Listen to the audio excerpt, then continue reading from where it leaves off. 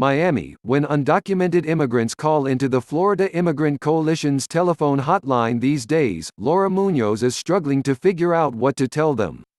First, Munoz reads them the latest Centers for Disease Control and Prevention guidelines on how to avoid contracting the coronavirus, citing recommendations to self-isolate and avoid crowds of 10 people or more. But then, Munoz has to tell them that it's critically important for them to show up in person for their check-ins at the local Immigration and Customs Enforcement (ICE) office, where dozens of people cram into lines each morning to enter the building. "We have people saying, 'I have lung problems, but I can't be separated from my family, so I have to go to my appointment,'" Munoz said. "They are dealing with this horrible contradiction between these federal agencies. That's not good for them, for immigrant communities, or the public health of our community." Friday coronavirus updates: California under lockdown, death toll crosses 200. As Americans are struggling to cope with a new way of life under government-issued restrictions because of the fast-spreading virus, the nation's 11 million undocumented immigrants are being hit especially hard, juggling their fears of being deported with their fears of basic survival. Their jobs are disappearing, they often have no company-sponsored health insurance to rely on, and there won't be any $1,000 checks coming from Washington, D.C., for them. In California, the Coalition for Humane Immigrant Rights completed a survey on Sunday of 500 people who are either undocumented or related to an undocumented immigrant. The poll found that people are more scared about their economic situation than they are of contracting COVID-19.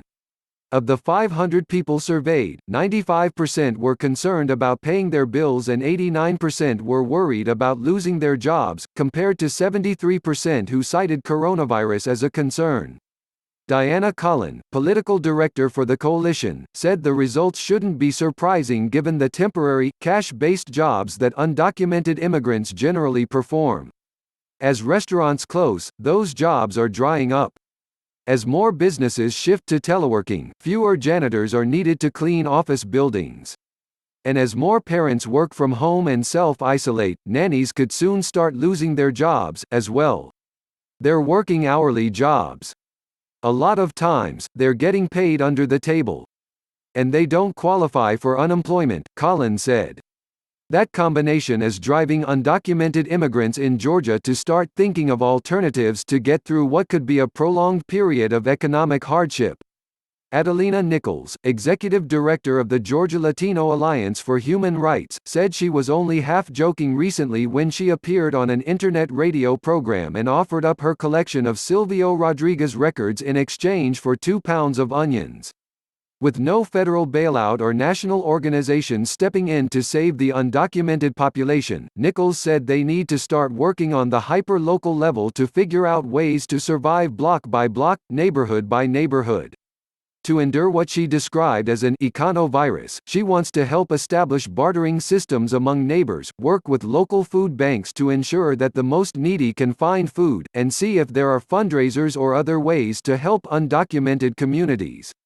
"What we have to do is organize in our homes with our neighbors and help each other," Nichols said. As more people get infected, the next worry will be how they will be treated. Daniel Perez, intake coordinator at the Northwest Immigrant Rights Project in Seattle, said he's been fielding non-stop calls from undocumented immigrants asking how they can get medical help if they get sick. The Trump administration instituted a public charge rule last month that makes immigrants ineligible for residency or citizenship if they rely on government benefits or are deemed likely to use them in the future. Perez said that has left a wide variety of immigrants, undocumented immigrants who are trying to legalize their status, legal immigrants who are applying for green cards and citizenship, hesitant to seek out medical assistance during the current outbreak. That explains why Perez is hoping the existing network of clinics and individuals doctors who treat undocumented immigrants, no questions asked, can step up during the coronavirus outbreak. And that's why Perez is stressing to immigrants that they are legally allowed to use the emergency room in their local hospitals if they are desperate. "We need to be sure that people get convinced of that," he said. Munoz of the Florida Immigrant Coalition put it this way: "Even if I tell them to go, if they feel scared, they could just stay home and hope they don't die." Hovering over all those concerns for undocumented immigrants is the constant fear that ICE agents will arrest them. The agency put out a statement Wednesday saying it would focus its arrests on public safety risks and will exercise discretion for the time being by not arresting those who are not.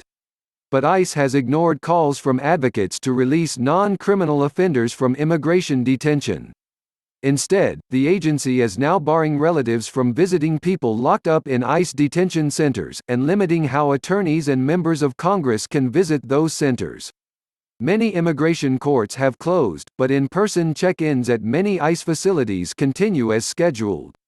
Immigration advocates say they're hoping ICE officials start showing some sympathy in the weeks to come, as they apparently did when it announced Wednesday that it would scale back arrests. But given their history under the Trump administration, they're not holding their breath. There isn't a lot of trust right now with the federal government, Collins said.